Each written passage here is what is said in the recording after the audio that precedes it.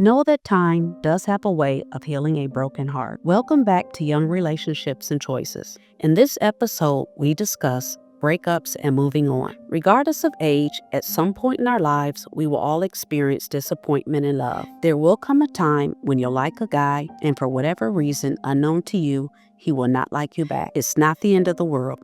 You pick yourself up, dust yourself off, and keep moving. I know, easier said than done, but you have to move on with your life. He's moved on with his. Keep in mind, this too shall pass. It may not seem like it at the time, but you will find love again. Give yourself a chance to allow a breakup to pass. Find something constructive to do with your time. Get into a workout routine. Read more.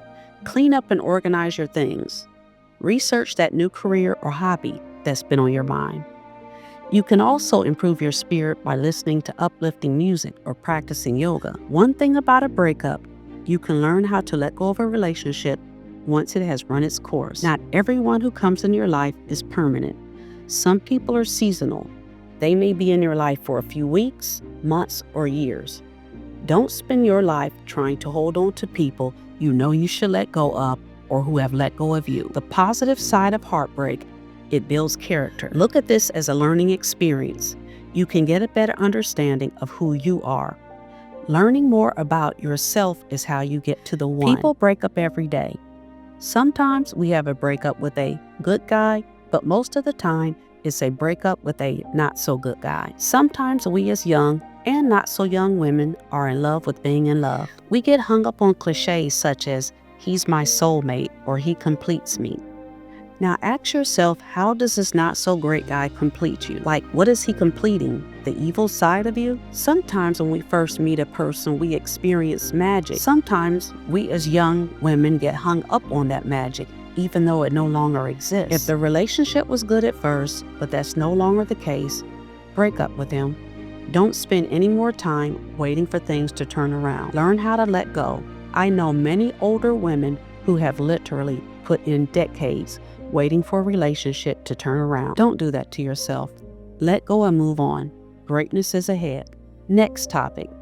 Never argue or fight over a guy. Listen, if your boyfriend has an ex-girlfriend who is constantly harassing you, 9 times out of 10, he's still sleeping with her. The first sign of another woman tormenting you should be the last he hears from you. It's not worth it.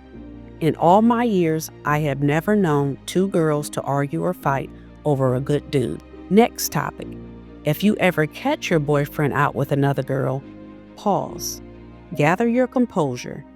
Inhale and then exhale. But whatever you do, don't allow them to see you sweat. And do not go after the girl. Remember, she can't mess with him if he's not messing with her. You're both being misled. Now it's a matter of whose self-worth is high enough to walk away. Besides, there's nothing classy about going off the deep end where you're all up in another girl's face, screaming and talking trash. And what's your boyfriend doing? Chuckling and slapping high five with his homie?